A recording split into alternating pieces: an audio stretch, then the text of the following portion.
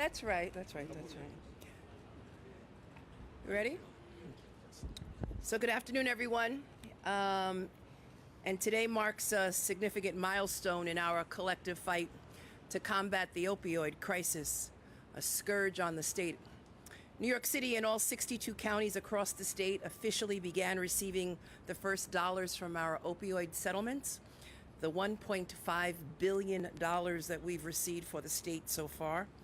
And these restricted funds, and I want to thank the members of the state legislature as a result of conversations, these funds will be placed in a lockbox and they will go primarily to treatment, prevention, and education and to reverse overdoses.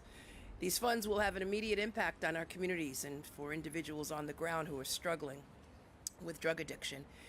This is the result of, as you know, my office's litigation against Big Pharma for the devastation and destruction that they've caused, not only in New York, but all across this nation. And this devastation and destruction has claimed so many lives and impacted so many families. And we're here today to turn the tide on this crisis. I'm pleased to be joined by our Mayor Eric Adams, who is committed to addressing this crisis and ensuring that New Yorkers have access to the programs and treatment needed to recover and rebuild. We have also been joined by the Commissioner of the New York City Department of Health and Mental Hygiene, Dr. Hashwin Vasan, and the Manhattan Borough President, Mark Levine, and of Councilmember Keith Powers, Assemblymember Harvey Epstein, the New York Chief Medical Examiner, Jason Graham, and the Bellevue Hospital CEO, Bill Hicks. They've also joined us as well. As a result of these settlements today, New York City will receive more than $88.9 million. This represents the majority of the money that New York City will receive in the year 2022. And the first portion of the total amount of money that New York City will receive, $256 million that the five boroughs will get overall over a period of time. And I want to be clear, this is just the beginning. Our work is not done. We still have ongoing litigation. But it's really critically important that these funds get to New York City because it means that we can save lives starting today and tomorrow. It means that there are more resources, primarily to teach our young people about the dangers of drugs and opioids in particular, to talk to individuals about fentanyl and how dangerous that is and how that has resulted in a significant number of people losing their lives, and to prevent someone from misusing a prescription for the first time, and to teach individuals who are in the throes of addiction, struggling with addiction, and to save lives from people who are dying from an overdose by distributing Narcan to law enforcement officers. And also it means, as a law enforcement officer, working with NYPD and law enforcement officers all across the state of New York to interdict drugs as they come into the state of New York. And it also means that we can support programs like the ones here at Bellevue, which provide a range of in and outpatient treatment and counseling services. Because we all know that 2020 was the deadliest year for overdoses our country has experienced. Let me say that again. 2020, we lost more Americans than our country has ever experienced from overdoses. And sadly, unfortunately, the data might only get worse, and we haven't received it yet for 2021. So there's no dollar amount that can make up for what we've already lost. No amount of money that can make up for the loss of loved ones, for children, parents, for individuals that have had to pray over and hold at funerals all throughout the state of New York. And we need to prevent drug companies from this deception in the future and to hold them accountable. And to help New Yorkers end the terrible cycle of hopelessness opioids has caused in this state, in this city, and in this country. But most importantly, to save lives. And several years ago, I made a promise to families when I was campaigning that I would do all that I can do to address this crisis. And I promised to hold these companies accountable. I promised to give them some semblance of justice. I promised to do everything in my power and in my ability to turn the tide and to stop future destruction and pain. And these funds will go a long way in supporting those who need it most. I thank New York City for their cooperation. I thank them, obviously, for all of their support. And now, ladies and gentlemen, we'd like to hear from the Mayor of the City of New York, Mayor Adams, who will continue to be a great partner in our efforts to turn the tide on this crisis and, most importantly, to heal New York. Mayor Eric Adams. Thank you so much. Thank you so much, the Attorney General, for this real encouragement. And she just continues to respond to those things that are on the ground. And when she reached out and stated that this $11 million is the first wave of the dollars that are coming in from her settlement, many people thought it was not possible. They thought we could not go after Big Pharma. And she stated that we're going to do the best that we could possibly do to get the help on the ground. And I just really want to personally thank you. The number of overdose that we have witnessed in the first quarter of 2021, we experienced roughly 1,200 overdose. We don't know the final numbers coming in 2022, but it's a real issue. It's a crisis. As the borough president, we had Narcan training to assist people who loved ones, family members, law enforcement officers who arrived at a scene where there was an overdose in place. We handed out of Narcan and did the training throughout the entire borough. Many of our boroughs are ground zero for this issue, Staten Island, Brooklyn, and others. And so this is so important to complement what volunteers and people are doing on the ground. The Attorney General going after those who fed the overdose crises. For far too long, they threw a rock, hit their hands, and no one realized that they were the feeder of the crisis. Several of my friends, one I could think of who had knee surgery, 3 years later, he was still taking painkillers. Think about that. And you're almost hooked on drugs. We focus on those who wear blue jeans on our street corners and steal crack cocaine, but it's time to look at the three-piece suit pharmaceutical industries of those who are the distributors of drugs in a legal way into households, giving children prescriptions, overprescribing, and the Attorney General zeroed in on that and just did her job and brought the money that's needed to complement the services that we need to really push back on this overdose crisis. And so all of my colleagues here in government, we want to just truly say to the Attorney General, thank you, promise made, promise kept, and we are promised and committed to saving lives. Thank you. And now we'll hear from Commissioner Vachon. Commissioner Vachon has dedicated his career to supporting and treating our most vulnerable communities. He has worked to address this crisis, understanding that we need to provide robust and multifaceted services for young people dealing with addiction, and that is exactly what these funds will be used for. Commissioner?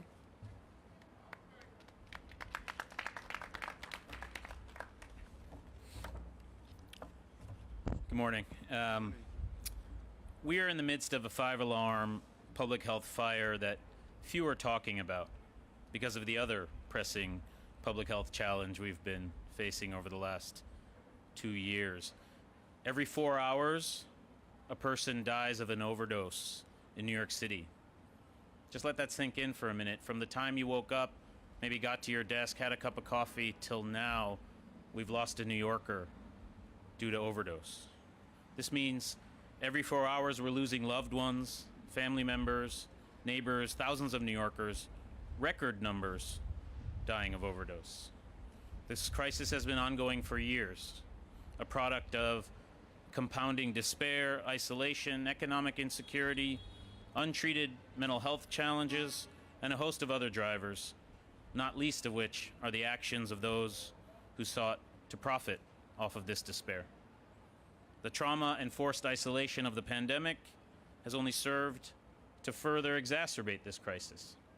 And more recently, the increased presence of fentanyl, an extremely powerful and dangerous opioid, in our drug supply has accelerated the overdose epidemic here in New York and nationwide.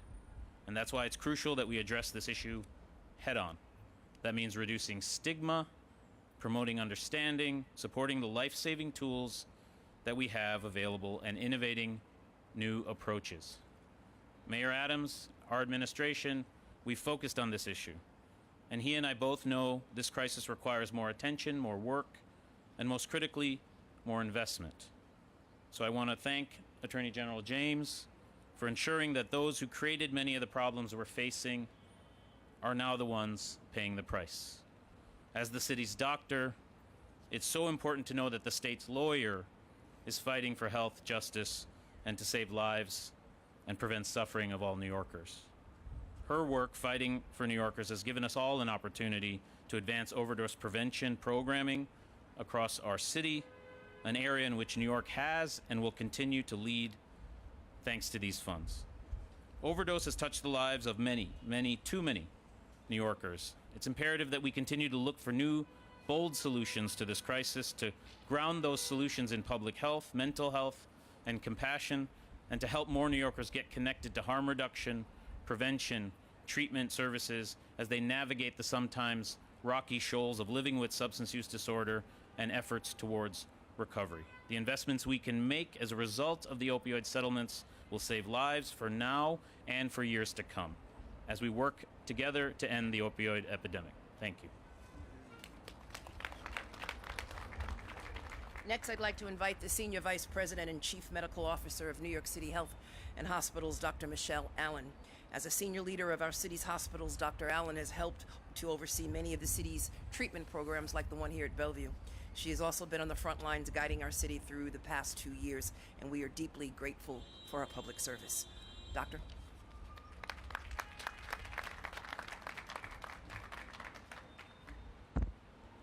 Thank you, Dr. Vassan. Thank you, Mayor Adams and Attorney General James. I also want to thank my Bellevue colleagues behind me. They are the opioid epidemic frontline heroes who we do not acknowledge often enough. Today is a great day for our patients who suffer from substance use disorder and need our help. As Ms. James said, I am Dr. Michelle Allen, the Health and Hospitals Chief Medical Officer, and by the way, an obstetrician gynecologist by training. I have devoted my entire career to providing prenatal care to substance-using pregnant women. And I've witnessed firsthand the intergenerational families who have been torn apart by opiates and other substances. Some of those substances are legal and prescribed, and some of those substances are illegal.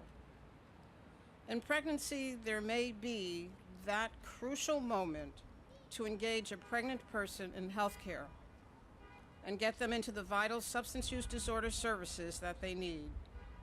Often a pregnant person's first engagement with healthcare is when they become pregnant. Those of you who are familiar with photography may recall someone named Cartier-Bresson, who spoke of the decisive moment. In pregnancy and in life, the pregnancy might be that decisive moment for a woman who is addicted to get the services she needs. At New York City Health and Hospitals, we pride ourselves on our substance use disorder and behavioral health services. And we know that this settlement will truly serve our patients. Health and Hospitals has a strong history of innovation in the delivery of patient-centered substance use disorder services. We're working on a next step in that innovation, moving our services to a family-centered model. Parental addiction is one of the adverse childhood experiences which can have lifelong emotional and behavioral consequences to children. We will invest a portion of these dollars in the development of programmatic, family-centered models of prevention and care, initiated during pregnancy and continuing throughout early childhood development. When a woman is pregnant, that might be the only time she seeks medical care. And this particular time presents us with an opportunity which we should never, never miss. This is a moment in time when all women would agree that they want to do the best that they can for their baby, no matter race, no matter ethnicity, religion, or economic status. But some women have a harder road to travel. Some women may have hypertension. Some women may have diabetes. And some women may be addicted to OxyContin. All of these threaten the life and well-being of both the pregnant woman and her developing child. But the care for this new family does not end with delivery of the child. As a new grandmother, I watch every single day in a young child's life the miracle of growth, the miracle of development, the miracle of expression, and the miracle of intelligence. Parenting requires focus, devotion, and constant vigilance. However, addiction deprives the parent of the ability to attend with focus, to attend with devotion, to attend with vigilance. I want to thank you, Dr. James. You've just got your honorary MD degree, for advocating for our families, and thank you, Mayor Adams, for all that you're doing for the citizens of New York. Thank you. Thank you very much. Next, I'd like to introduce Dr. Rebecca Lynn Walton, who is a senior assistant vice president in the Office of Behavioral Health at Health and Hospitals. And the reason why she's so critically important is she's a person in recovery after suffering from opioid addiction 20 years ago. But she took that experience and now heads the substance use services team at Health and Hospitals to help those currently in recovery. We're lucky to have her here to talk about her work, but even luckier to have her helping New Yorkers every day. Because if we are going to address the scourge of opioids and drug addiction, we have to overcome this stigma, and we need to talk about it. Everyone knows someone, or everyone obviously has a experience, but we all need to talk about this issue. And so now we will hear from Dr. Lynn Walton.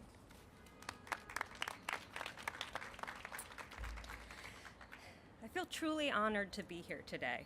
20 years ago, I went into treatment for opioid addiction.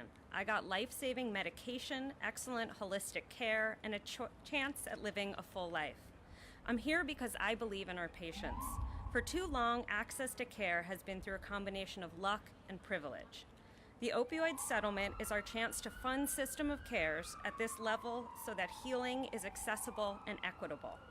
Our workforce can welcome patients into bright and shiny rooms, get them their medication quickly and easily, and we can provide our workforce with the training to match their dedication and passion. Everything we need to provide cutting-edge and evidence-based care.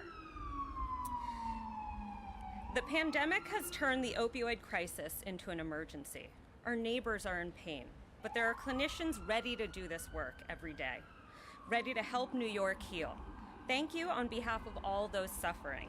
With this funding, we can offer patients the same chance I got, and someday they can turn around and do the same for someone else. We've lost so much in recent years. Today, you give us hope, and I thank you.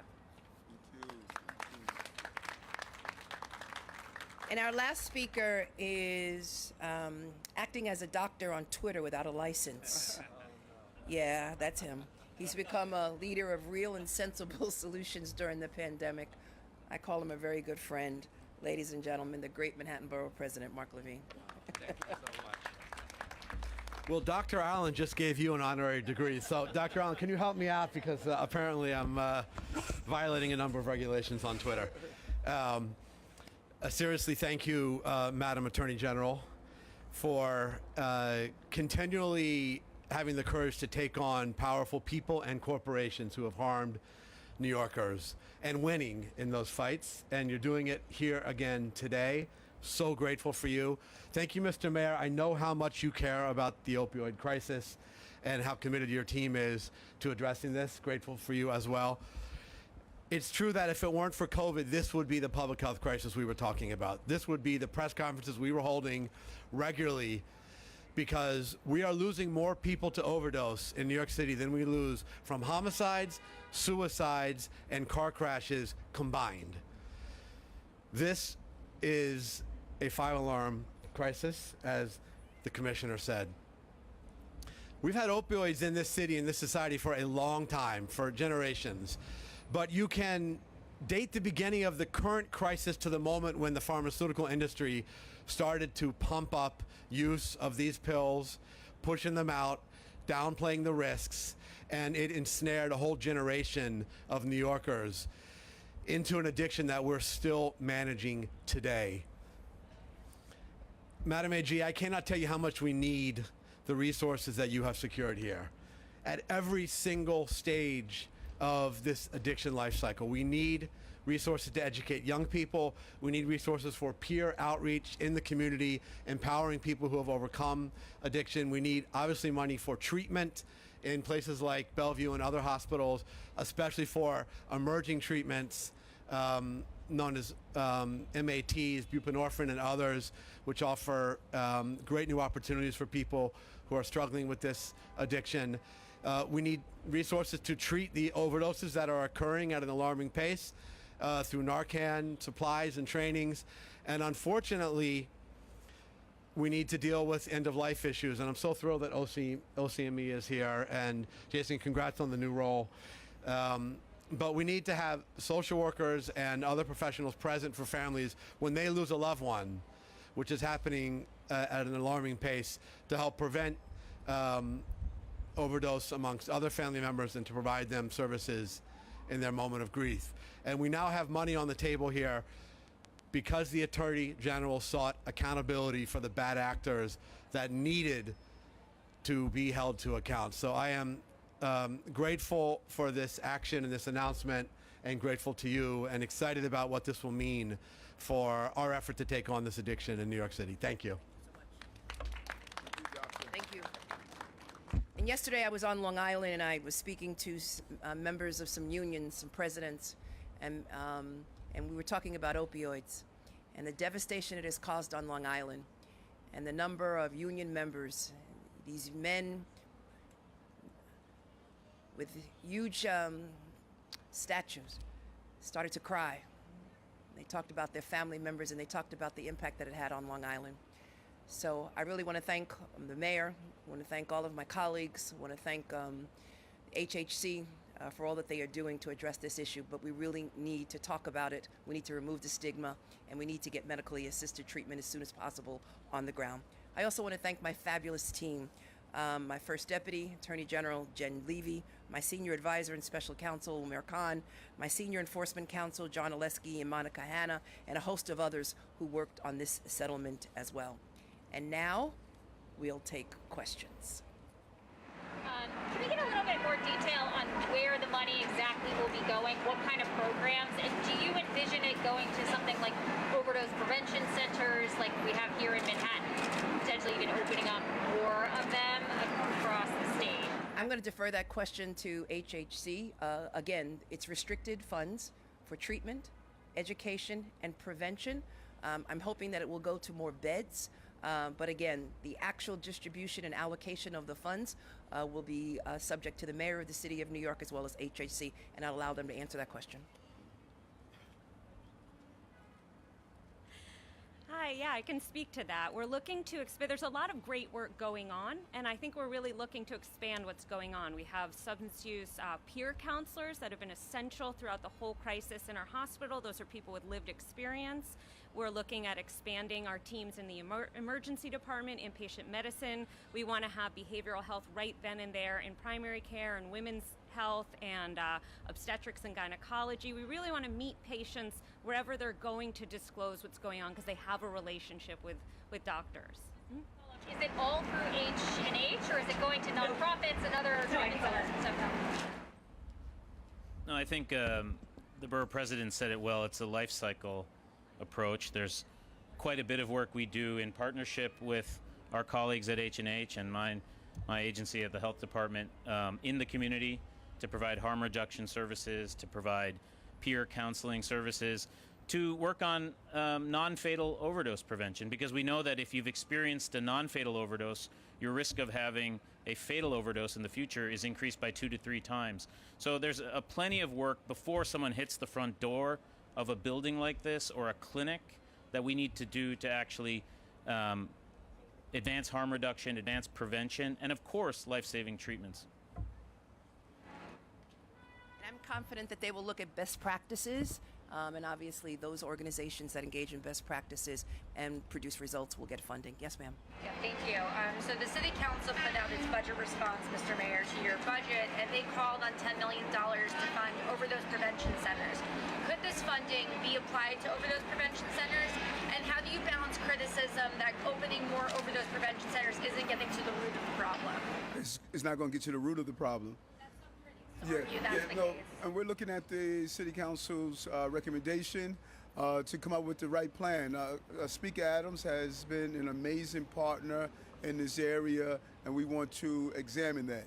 Now, when you look at the overdose prevention centers, what we can't do is saturate just one community with them, like I'm seeing in Harlem, and we want to really examine that. I think that we're dealing with, as I say over and over again, with these complicated problems. There are many rivers that feed the opioid overdose issue. We have to dam each river.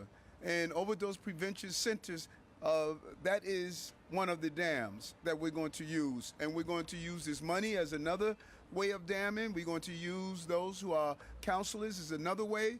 Sometimes we look at these complex problems and believe just one thing can resolve them. That is just not true.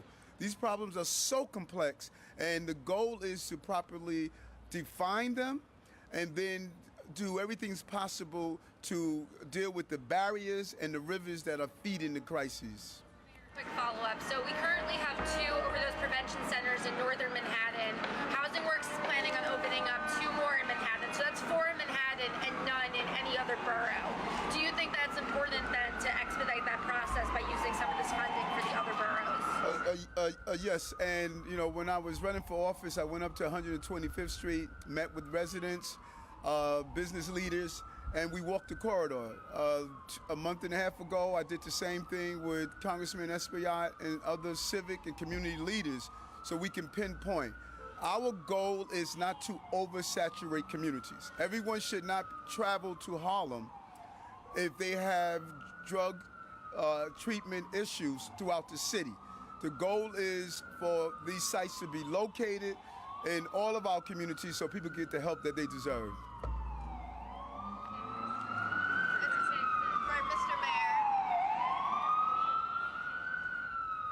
Just to add a little bit of color on that statement, I think the mayor is exactly right. We don't want to see particular communities oversaturated with the work of OPCs, but we're incredibly proud of this work. In just the 4 months that the 2 OPC sites have been open, they've been used over 14,000 times by more than 1,000 clients and averted nearly 250 overdoses in that time. And that's 250 people who wouldn't otherwise, fatal overdoses. That's 250 people that wouldn't otherwise be here today were it not for their existence. And so we're looking across this life cycle of substance use programming to ensure that we're making that accessible across the 5 boroughs. And these funds are going to be critical in doing that. Thanks. Mr. Mayor, you have released a blueprint to end gun violence. There's Mission Zero for traffic violence. Given the numbers that Mark Levine cited about the overall number of fatalities from, addiction or overdoses, do you plan to release like a blueprint to address this issue? Yes, that's so important because we believe in the concept of blueprints. When you properly identify what are the feeders, historically, we have this downstream mindset. You heard me talk about it all the time. We wait downstream. Instead of looking upstream, what are the feeders? What are these rivers? And Dr. Fasson is going to work with all of our team, as well as with Deputy Mayor William Isom. What are the feeders that we need to really examine? And then the goal is to go out with city, state, federal resources to start damming the rivers that are feeding these crises. And we're going to do the same thing with opioid overdoses. Any other questions? Yes. I have some questions. Sure you do. Do we have any more on topic? Every time I see you, I know we have questions. No more on topic. Go ahead. Can I go? Go ahead. So, I wanted to ask you, did your office ever consider launching an investigation, or did your office look into any of the concerns on Benjamin, and did your office at all interact with like the Manhattan DA's office, the Southern District on that case? No, we read about it in the New York Times, the investigation into Brian Benjamin by the Southern District, and we're deeply concerned about the allegations. It erodes the public trust in a profession that I love, and that is public service. As public servants, all of us are tasked with the responsibility of holding ourselves to a very high standard, and it's unfortunate that in this particular situation that was violated. Brian Benjamin. Right now, Governor Hochul is trying to figure out a way to get the former lieutenant governor off the ballot. She says that it'll be up to the legislature to consider legislation. They've already shot that down. Another option could be he could move out of state. Should he move out of state? What should the governor be doing? And how does this impact the Democratic Party going forward as they go into election season? That's a decision for the governor of the state of New York. My office is not involved in those determinations. The third party that Jay Jacobs is trying to create to give Democrats another line to run on, do you think that's a good idea that Democrats should maybe be thinking about another line? So I recognize fusion party lines. It's a process that has been used in the state of New York. As you know, I have run on the Working Families Party in the past and on the Democratic Party line in the past. And right now we are viewing our options as to whether or not we will take that third party line. As you know, we're on the Democratic line, and assuming that we don't have a primary at this point in time, but I'll be on the Democratic Party line as well as the Working Families Party line, and there'll be a determination at a later point whether or not I'll accept that third party. Mayor Adams, Nina Pineda with 7 on your side. I'm just here to relay a request from this baseball team in Queens. 5 teams have not been able to use state-of-the-art fields built by the Parks Department for 2 years. They haven't had the right size pitching. Now they're being told they might have to sacrifice a 3rd season. We have a supplier that's going to donate the freight to get the right size mounds in for these Queens teams. One is the city champion in by this weekend. Can you help cut through the red tape so they can play this season and get on the field and play ball? 2 years was the renovation? It was. Were they waiting for the mound for 2 years? That makes no sense for that to happen. I'm going to look into that. Now, the supplier may stated that he will waive the freight. The supplier should be a good-hearted person and weigh the cost of the mound. This way we could get it here right away. I'll pay the freight if he pays the cost. So, paying the cost of the mailing of the freight, that's not saying much. He should be more altruistic, and you need to send him that picture and tell him, I'm sure his company is doing well. He needs to waive the cost of the mound. If he does that, that would get us out of the procurement rules because he's donating it for free. But let me look at that, and it should not have taken 2 years to get a mound here. And we're going to do everything that's possible for these children to be able to play. And let me look into that, and we get back to you this afternoon. On housing. Hold on. You guys, I don't do it this way. We can free up everybody. There's no more questions on the opioid, right? So why don't we free you up so you don't have to go through all of this abuse, All right. AJ, thank you. Let's take a few. Hold on. We're gonna look at Fabian with that nice tie that he's wearing. I can't replicate the tie, I'm sorry. On housing, the city council, majority of the city council wants to see the spending on affordable housing greatly boosted. You promised $4 billion on the campaign trail. Your budget was $1.7 billion. Why is that? Well, we're still in conversation. We're still in the budget season. We're still in conversation. We have been having deep discussions with the city council leadership, as I stated. The speaker and I, we say Adams and Adams Law Firm. We believe we are partners here, so it's still here. The process is not over. Let us go through the final process that we're going through now. Encampments, have you seen any progress in terms of the number of homeless that are accepting city services? I know these sweeps are ongoing. Right, and they're not sweeps. They are giving people the dignity to live in safe environments.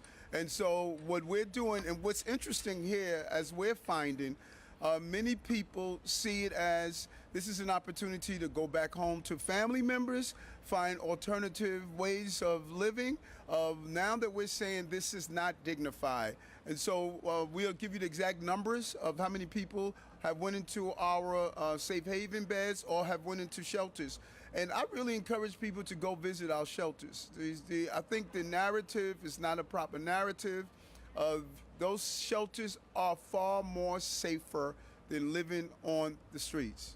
Any improvement, or you just don't know offhand? No, we'll get the exact numbers of how many people. Mr. Mayor, a federal judge today explicitly ordered Louis Molina to attend next week's status conference on Rikers after he missed several prior meetings with federal prosecutors. What is your thought on the current value of the federal monitorship? Do you think it's providing value to Rikers? Well, that's not my decision. I respect the law. If the judge makes a decision, we're going to abide by the judge. I have the utmost confidence in Commissioner Molina, and so it's whatever the judge says, we're going to abide by it. We're going to follow the rule. I know, you know, those of you who have covered this, you know Rikers have been a mess, not for 4 months since Eric Adams has been the mayor. Rikers is a problem. The best chance to fixing this problem is Molina and Adams. We are the best chance to fix the problem. I'm also surprised a lot of people who are criticizing what's happening on Rikers, they were there. They were there for many years. And so if they're going to be honest, they should discuss how they dropped the ball. We have a chance to get it right. I put together the best commissioner to do so and his team. Federal judge wants us to do something differently. I'm going to respect whatever the federal judge states, but I'm asking him, give us a chance. Mayor Adams, I have a two-parter for you as the city approaches this medium risk level when it comes to COVID cases. Yes. How should New Yorkers be preparing? And also, I hear you all the time saying people should be heading back to their offices because it's good for the economy. Do you ever consider that for people who are eating out, spending money in their neighborhoods, working from home, that it's good for the more local economies in the outer boroughs perhaps too? Yes. First, work is going to change. Pre-COVID and post-COVID is going to be different. And if you are starting, patronizing your local community, we're building new business sectors. So there's a different environment out there. That's good.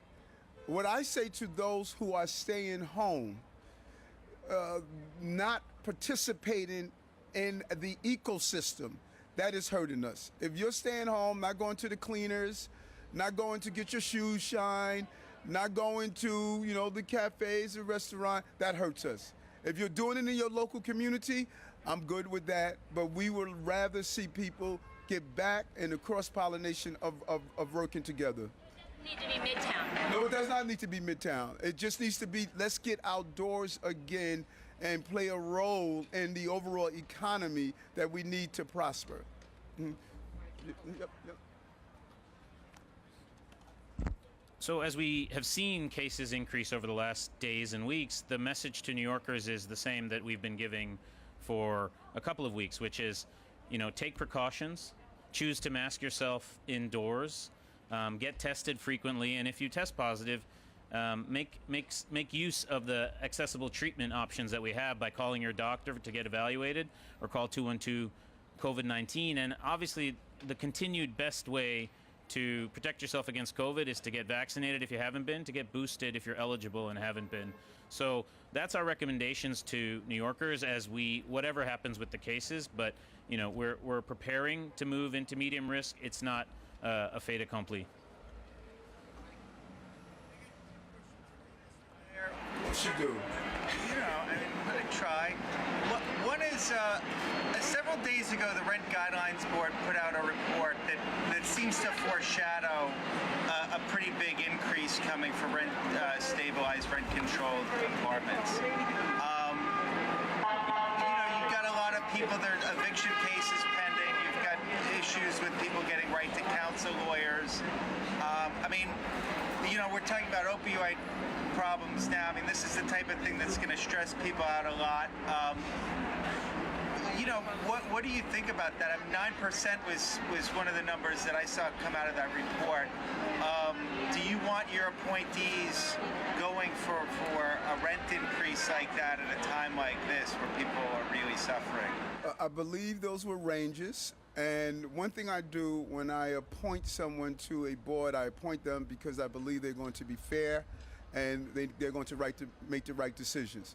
So we must balance this, because this is sometimes lost in the conversation. We must balance those. We don't want to aggravate the eviction process, but we also got to look at small property owners. You know, if you are a mom and pop that owns a 10-family unit, and you have, you know, your electric bills are going up, your water bills are going up. This is your only source of income. And sometimes when we think about landlords, we think about the mega guys. We think about those who have thousands of units. But these small mom and pops have been decimated. They've been impacted by the COVID issue. Some of them may lose their buildings. And what happens if they lose their buildings? The mega guys come in, buy the buildings, and now we see the gentrification that we all say we fear.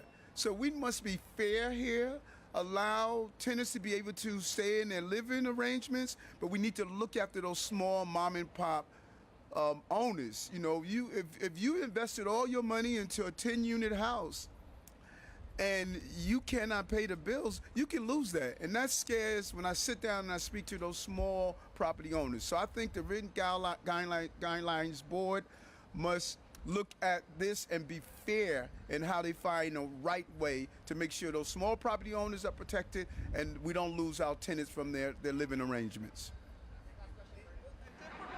I love this guy. Daily News. Come on. So, this murder in Queens, the so-called, that people are calling it a Duffel Bag Murder, are there any developments on that case? I don't know if you've spoken about it, but, I mean, can you react to that gruesome killing out in Queens that we've been watching the story unfold the last several days? Horrific. To murder someone, roll them in a duffel bag. You know, my understanding, the son was home. You know, it was a horrific incident. What I do know, we will find him. We will find the person responsible, and they will be held accountable for their actions. This was a horrific murder. From what I was told, the manner in which it was done was just really a horrific incident. But we will find the person responsible. Our detectives are on the ground. The commissioner has been updating me every day, and I believe we're going to apprehend the person. Mr. Mayor, when do we have an update on the mask mandate for toddlers? I know you say you want to see kids smiling faces all the time. How does that look right now, and if Dr. Hassan could also respond to that? No, I got it, because Dr. Fassan updates me every morning. You know, we do our briefings. We have this surge, which I am really impressed with, that many people don't talk about. How well, when you look at our city in comparison to other cities, how well we are managing the surge through masks. We're managing it through boosters. We're managing it with advertisement. And so when we're at a comfortable place to shift, we're going to do so. You know, we felt we were going to be there already, but then COVID has its own mind on what it's going to do. We're not at that comfortable place yet, but we will. When we're at that comfortable place, we're going to shift, but we're not there yet. Kids going to wait other places on public transportation or planes for spring break and then coming back of that age group and potentially. I'm happy to hear that the government is going to appeal the decision. We're happy to hear that Dr. Fassan shared with us when it came down that it was important to appeal that decision, and I'm happy to hear that. And we're going to continue to do our advertisement. We're going to continue to encourage people to wear their masks, to get vaccinated, to do the right thing. We're going to continue to do our job, and we have done a great job in this city. We're one of the most densely populated cities on the globe, yet the way we have done this and coordinated with New Yorkers, it has been extremely successful.